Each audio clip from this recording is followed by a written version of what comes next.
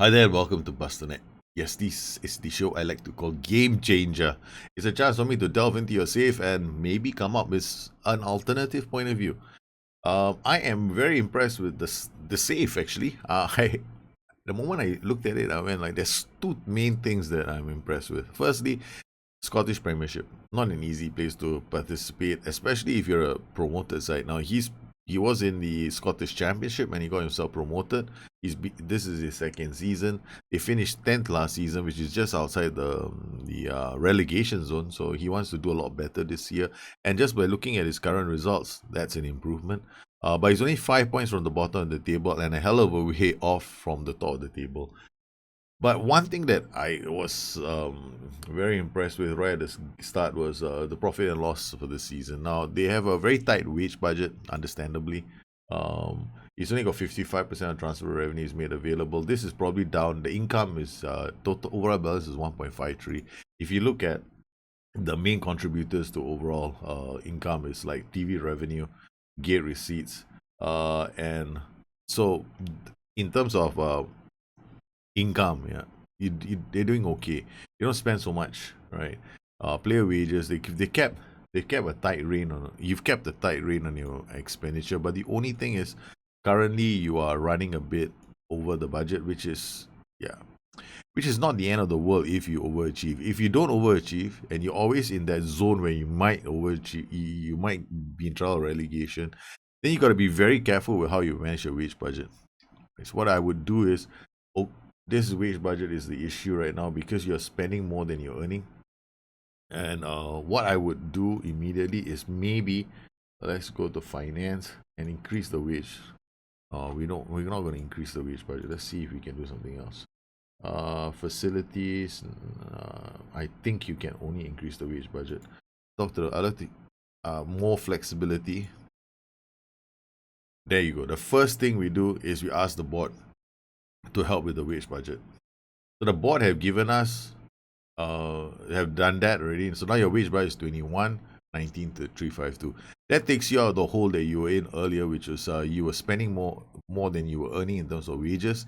Please don't follow my example as Daily Bridge because it's suicidal football. Okay, so unless the only time when you really can go gun ho with wages and you know spend more than your budget is when you are reasonably confident that you are going to get promoted or if you're going to finish in the top three. Other than that, don't do it because it's a big headache. Because over time, it's going to be very hard for you to manage this. So right now, we've fixed this problem. So now you're no longer under. You don't see a red line over here. Now you're healthy. What this also does is it gives you room. So you can immediately get a transfer budget. It gives you a lot of maneuverability in the market. So this is the good news. You don't have to go out there and spend it, but it at least gives you the bandwidth to do something if you need it to. So it's a tool that I employ with a lot in lower league saves because you will find that you need to sign. Sometimes you need to sign players. Sometimes you need to bring players in on loan. You got to pay their wages. You need that maneuverability, and if you don't have a buffer in your wage budget, you don't have that maneuverability because every time you want to go and you find somebody who's half decent and you want to loan him, the moment they go, we need you to pay 50% of his wages, and you go like, oh shit, I can only do 10%. Then you're screwed. But here now you're not, and furthermore you are within FFP regulations, which is fantastic. So you can look at the FFP over here. Basically you have. I don't think you have any issues with FFP at all. But the goal here is to finish. The goal here is to manage your budget effectively so that you can move up the table. Now, what about let's look at other things before I go into the main squad. The other thing that I like to do is I always like to look at players. Now, you've got one player, Michael Ruth. Obviously, he wants to play football, right? So I want to see what's his problem. He needs to leave for first team football. Not too bad, 15, 12, 15. This finishing, composure, acceleration, off the ball is... Okay, when I see a striker with 15 for off the ball, I immediately jump because that's fantastic. And it's got acceleration too. I immediately think this guy has to start playing. So I would be like very interested to see whether or not I could use him. Now instead of now he's he's been transfer listed for £18,000. Question is, do I really want to sell him? If I will have to go through the safe a bit more to to decide whether or not this player should go or stay.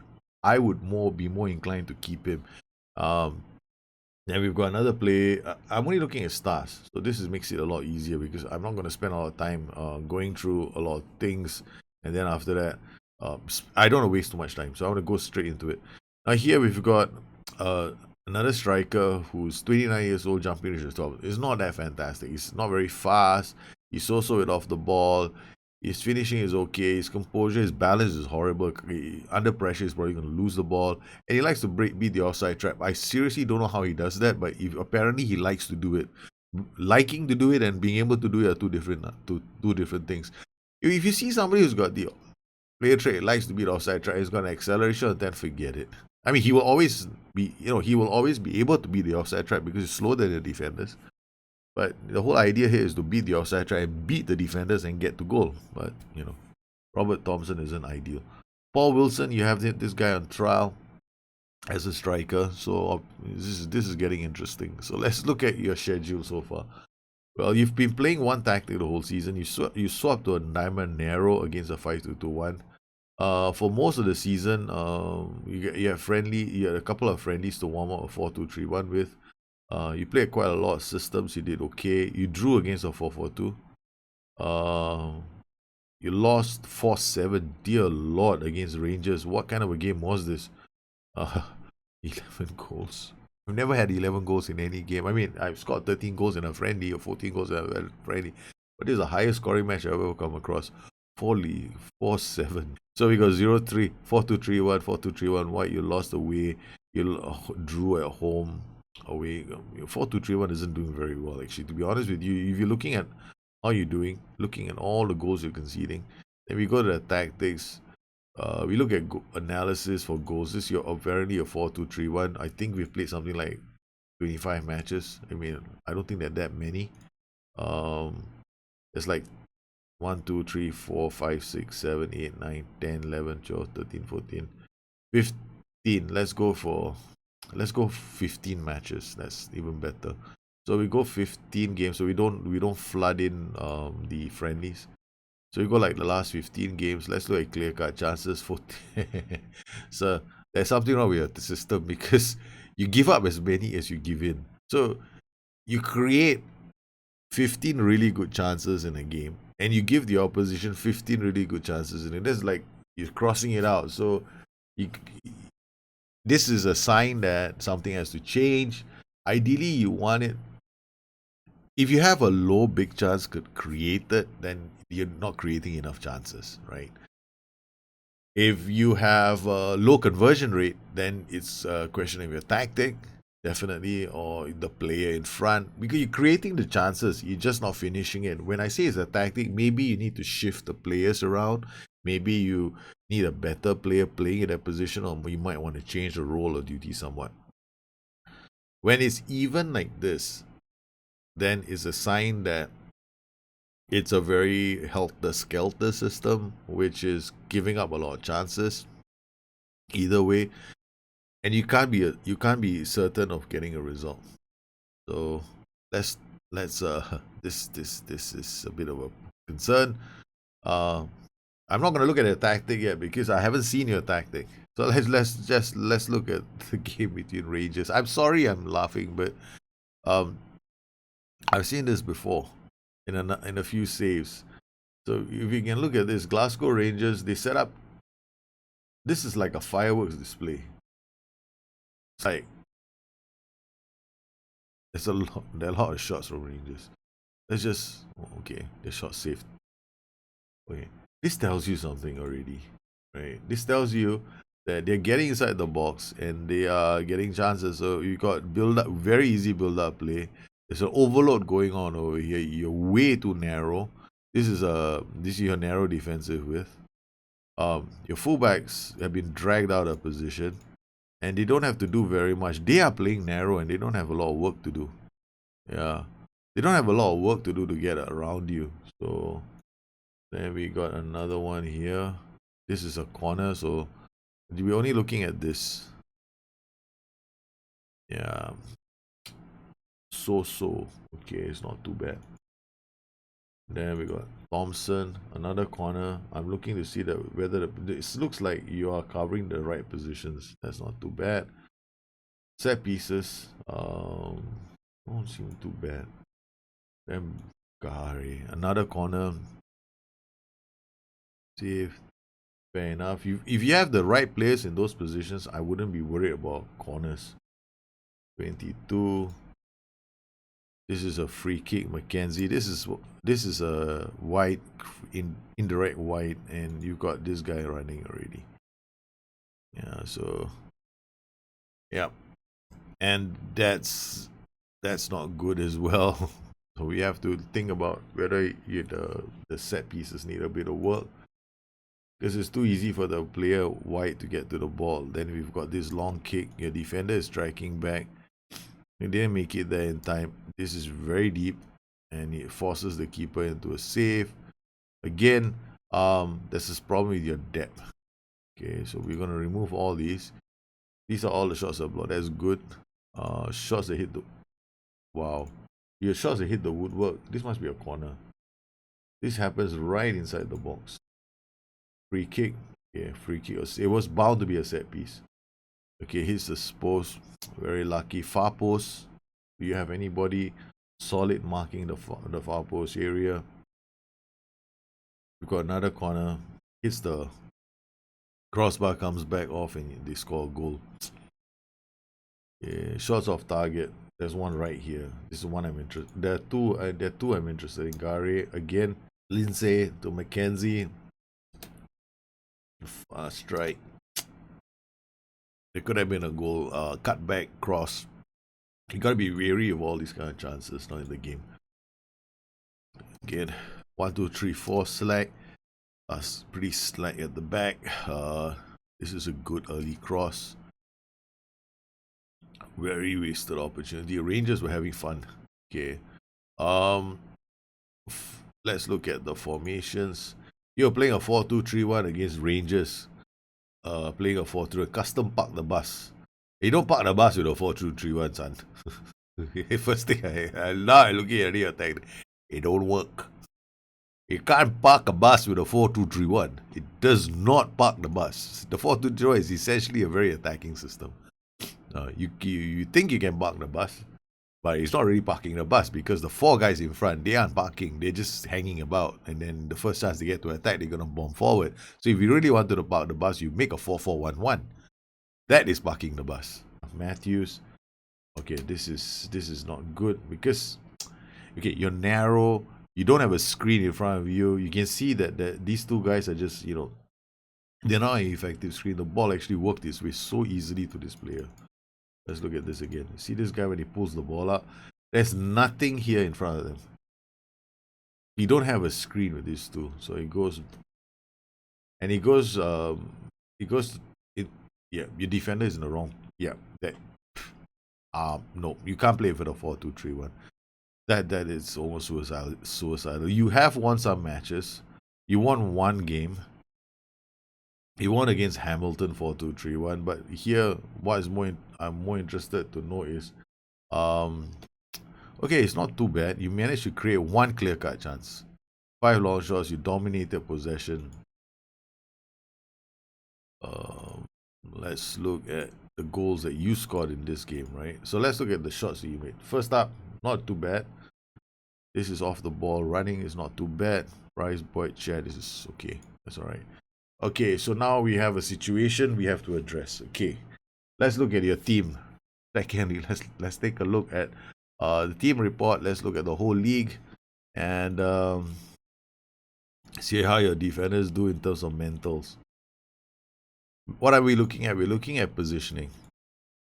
I mean, you can wing it like how I do sometimes, because after a few seasons, I stop looking at it once we get promoted. But that's usually a bad idea, and I don't encourage people to do it because I'm just too lazy nowadays.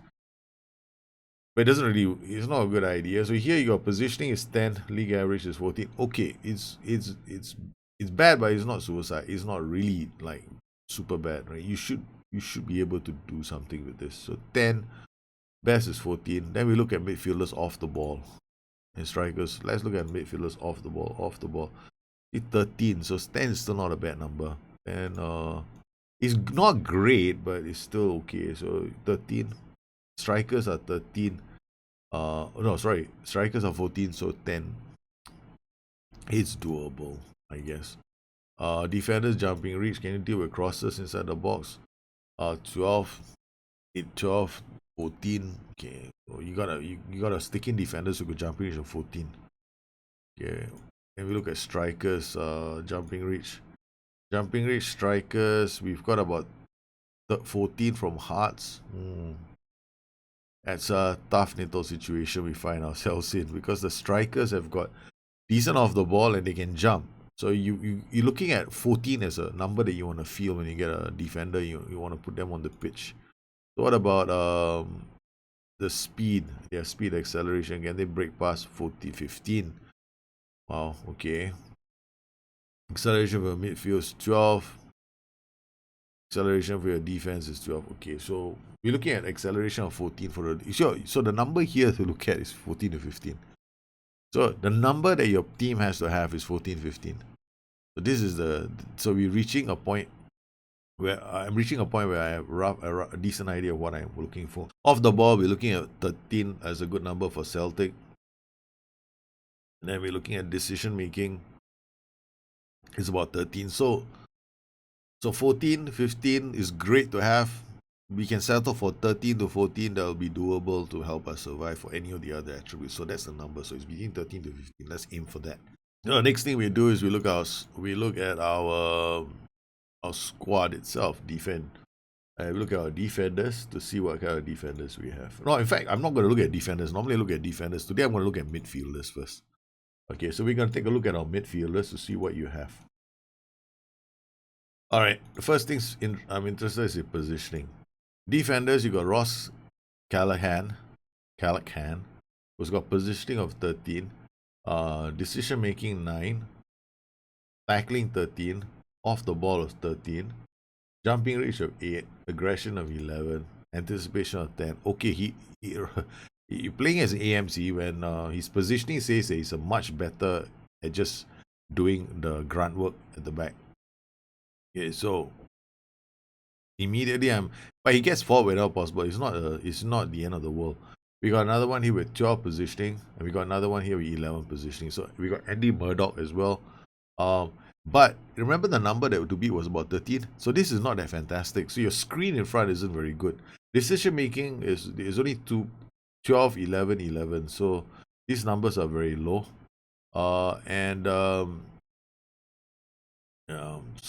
in fact, I wouldn't be playing a 4-2-3-1 with this team, because your two central mids aren't good enough to play a 4-2-3-1 against the rest of the league. Maybe against weaker teams you can keep the system, but against any other team, you shouldn't be looking at a 4-2-3-1. The 4-2-3-1 can come out as, oh my god, I'm 2 goals down, I got nothing to lose. Yeah, maybe you can bring it on, but then I wouldn't start with that system. Looking at just the average ratings alone, you've got a few players that are doing okay. Stephen Boyd is attacking midfielder in the center, likes to lob the keeper, not doing too badly. We can definitely use him in a different way.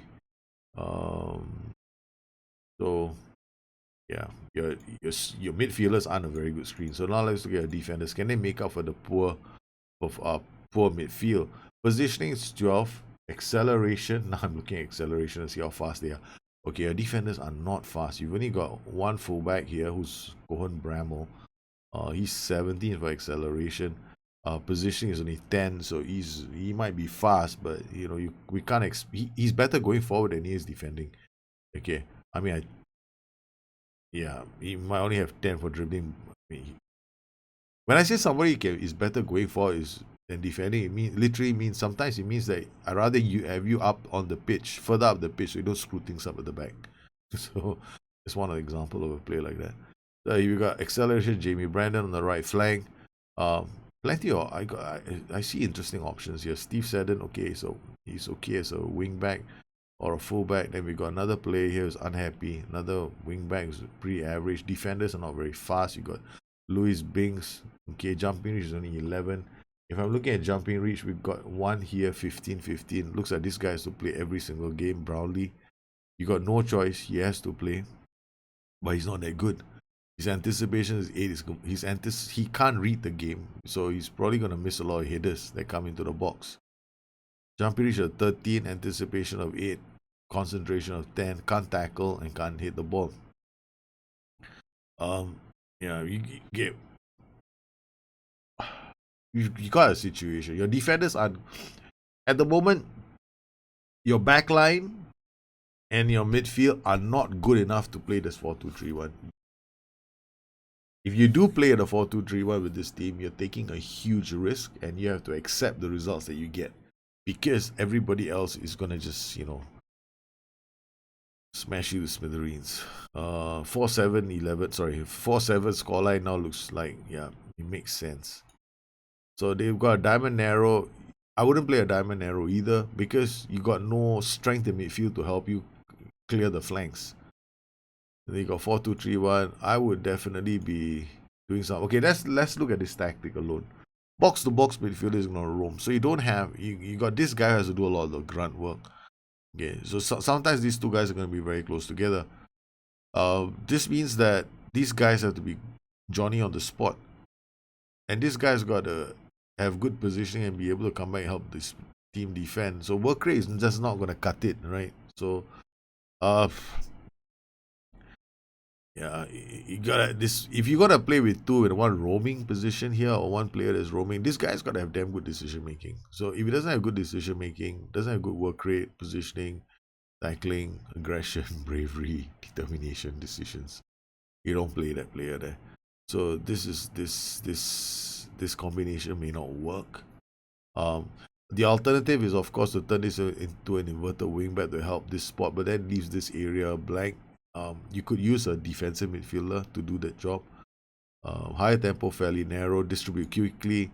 Yeah, this is just one form of like get the ball out and hope to God that it gets to the front quickly so we can do something about it. Let me just ignore the defending. You're playing with a lower line against you draw teams in. If you draw teams in, you gotta defend crosses. If you can't defend crosses, this is not a strategy you want to use, because then you're just going, okay, here guys, we can't really defend, so come and attack me. Okay, so it's not gonna work. So what I normally do is, when I'm a really shitty side, I go like, look, I'm really bad. I'm gonna concede a goal if I defend, so I might as well just go and try and attack. There might be games I might narrowly win, or there might be games where I shock the opposition into having to defend. So that could be an option. So here, I am definitely not gonna be using both these tactics for any of the matches. So we're gonna have to change things about.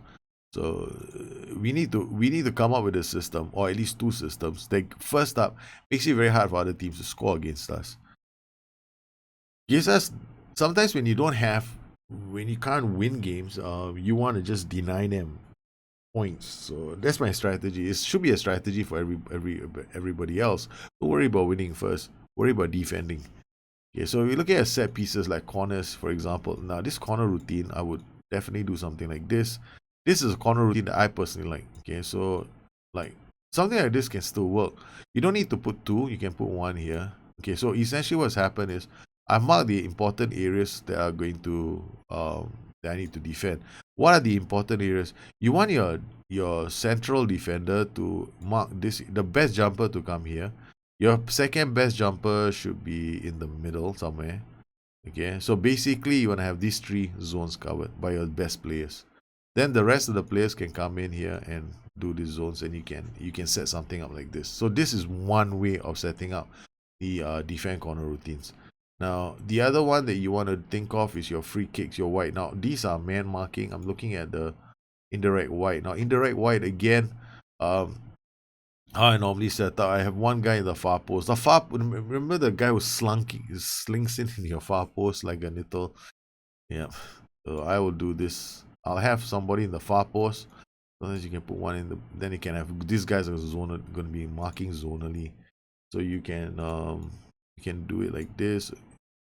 I mean, this guy is gonna go back. So if he goes back, it's zonally marking. So you got this, you got a setup like this. This is one other way I would set up a white, defend the white. Now this is the deep one. I would definitely not use this. We can set it up like this. We got one guy in the far post, one guy in the near post. Everybody else can be doing go back. This is another way for you to defend it. So this is a lot more effective. Now when I'm attacking set piece routines, yeah, indirect deep, you always at far post you don't want to put. I normally put these guys at the far post. Okay, so you put these guys at the far post. These guys might hit the ball down. So they will hit the ball out. Sometimes they get in on the act and try and score a goal. Now, if you want to, you can do the same thing with the white ones as well. I normally do this to try and get as then what I do is I tell this guy to deliver it to the far post. Then you can do the left one and deliver it to the near post. You can put one. And so you got one header here. Your striker can be attacking the ball from can be at the edge of the area, right? Attack the ball from the edge of the area. He comes in late. He's unmarked. So we got another striker here. He can be here, coming in unmarked. So this is another way of doing it. So you have many variations of set pieces, but the idea here is to sling it to some target in the box, and then you can have a striker coming in totally unmarked into the box. And the same applies here. So set pieces are a really good way of creating very, very big chances. And to deny the opposition chances, I saw a lot of your set pieces. Players are coming in at the far post. I would try and fix that. So these are some of the things that we're going to be doing. So what did I do in the games that followed? Because you've got a few games that are coming up. You got friendlies against Preston, Cardiff, and Hull. I'll get a chance to try these out in these friendlies. Then we got Hibernian and Aberdeen. We basically use two tactics, right? So we've got a 4-2-2 DM, which there's no PIs in this one. So you got F9 pressing forward and support. So that basically you get two players coming back during the transitions. I like to use Chair here in this position because Chair cuts inside from both wings. So I got him playing as an inside inverted winger. He comes this way and he's going to play some dangerous balls into this position. Got Volante as well. Got fullback on attack in this position. It does mean that you have to be very careful with your defenders. You want your better defenders, and that's why we also have a halfback instead of playing with a orthodox DM support coming up, working with these guys. We're a bit more considered about our attacking transitions. Winger on attack, fullback, central defender, central super keeper. Our shots are very simple. Play our defense, play for set pieces, higher tempo. Now, if I wanted to have a more possession-based game, I'll play our defense. If I don't want that, I'll remove it. If I want to hit teams who leaving me with space, hit early crosses will come in. If I'm not really bothered, I play ball into box. I can generate lots of possession. Defensive lines, high defensive line is fine. You can play with I normally would start with high defensive line. I can shoot out to much higher if the team we are playing with is not giving us. If they're sitting back and not coming out, you can camp, but you can play on a higher defensive line. It won't affect your game so much, but this defensive will. Now, I'm playing narrow because we want to congest the middle. Because the Volante is attacking, the fullback might be attacking. So I don't want to give up the flanks because it's too dangerous to give up the flanks. Instead, what we've done is we've gone narrow to congest the middles. So we're kind of like inviting them to go down the flanks to drill crosses so we can deal with the crosses. But if they come through the middle, they might have pockets of space because of the absent Volante and maybe even the absent fullback. So, yes, give them the flanks. Now, we have another tactic here called the 4-1-4-1. Now, the 4-1-4-1 is a bit more attacking and orientation than the other tactic. It's got Mazzala, it's got inverted winger, it's got winger, it's got pressing forward who will drop deep.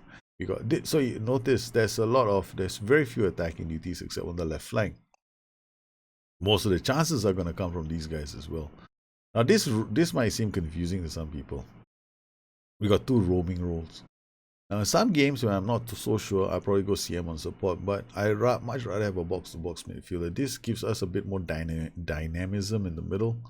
And we could have this guy attacking the box becoming another goal threat, and this guy actually coming late to be another goal threat. So this is an option. I like to play chair. Whatever it is, this is the winger of choice on the right flank. I will not play any other player only because he cuts inside and he's got a good eye for the pass. So he can play the passes, he's got passing vision and decisions. He gets forward whenever possible and he cuts inside. So it's a pretty brilliant choice. Inverted winger will definitely be Bramall. I will use the normal fullback in this position, or I'll use an MC who has dribbling. The other option is of course Boyd. Boyd can also be used in this position. Where is Boyd? Now there we go. Boyd is in this position. He can play out there as an inverted winger as well. Do I care about the fact that they can't, according to some genius, they are unconvincing? I don't give a shit. As long as their attributes are fine, they should be okay. In most games, you probably end up playing Boyd here, and Teal here, and Bramall here. So this is the lineup, but we have Callahan suspended. Now this brings me to another point with your side. You definitely need another central midfielder, a midfielder who has got decent positioning and decent tackling, decisions, and vision. Now, off the ball is also going to be important. You have the flexibility to go out there and get a player because you have room for a player. I would definitely recommend you going out there to get a player, because if you're looking at your squad tactics, like just picking up Boyd's salary is only £900 per week. You have the budget to do this. You got 2k extra. So if Boyd costs you £900 per week, you definitely can get a player to fill in this slot. So this is what I would do. Now, we played a couple of matches. You gave me this match after you finished against Glasgow Rangers. You beat them 1-0, which is fantastic. I'm not too keen on using a 4-2-3-1 with your side, because there's room. There might be surprises with the 4-2-3-1. Now, I'm not saying don't use it. The problem with the 4-2-3-1 is not giving you a lot of clear-cut chances. You get a few inside the box. Now, why am I not a big fan of this for your side? If it's working for you, when you use it, by all means, go ahead.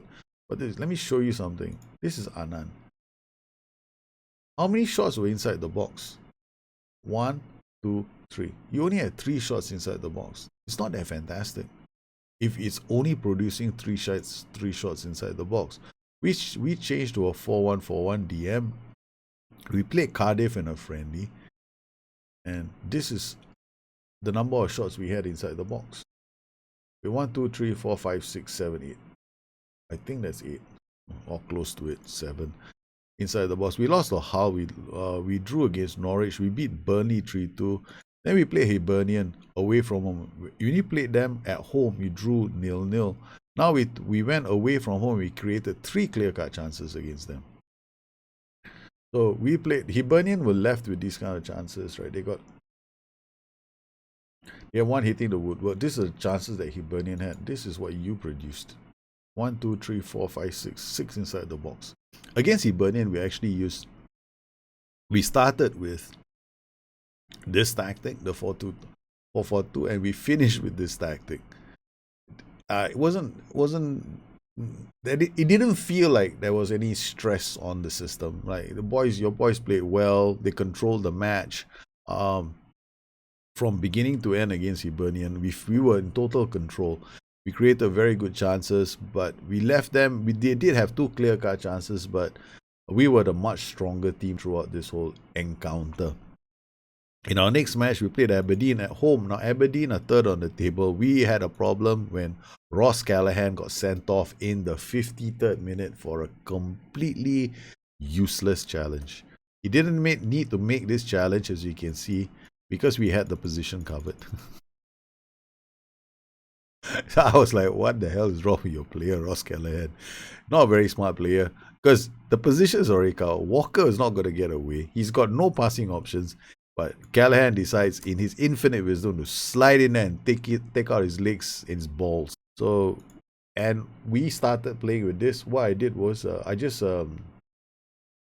went back and took price off and retain your setup, which seems a bit odd because this wasn't your tactic. we were using something wrong with the widgets. I was using this system, right? So what we did was we dropped him back to the halfback. We took Lawbringer was playing here. We moved Lawbringer in as a pressing forward and support, and we just brought in Boyd as a volante. The important thing that we understood from this game was the need for another central midfielder.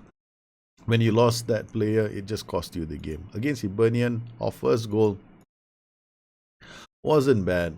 It was okay, I guess. I mean, we got the goals that we wanted from the transition. So here, as you can see, we were attacking. Nothing really very much happened. Then the play went back. They attacked us, and here we go. We're back into our defensive setup. Callahan is here. You got Chair here. You got two strikers here. Right, Callahan plays the ball over the top.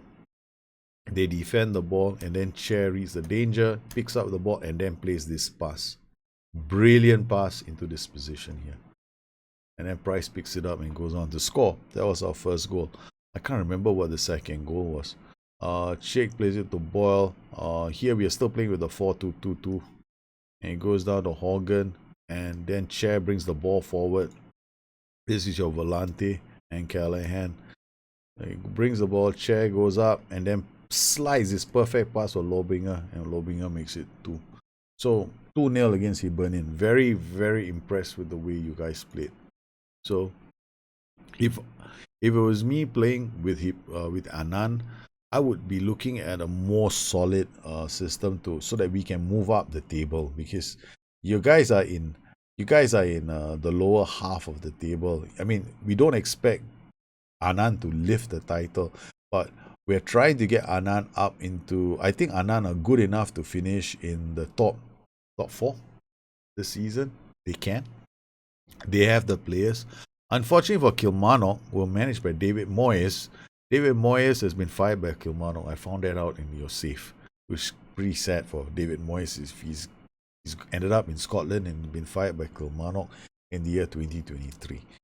Well, I hope you found this little Game Changer episode helpful. If you have any questions, you guys know where to find me. You can always look me up on Twitter at Bustthenet or addicted2fm.com, my website. Once again, I want to thank all my patrons for their continued support this channel. You make this kind of shows possible for the rest of the community. You guys take care. Have a good one. I'll see you again soon. Bye-bye.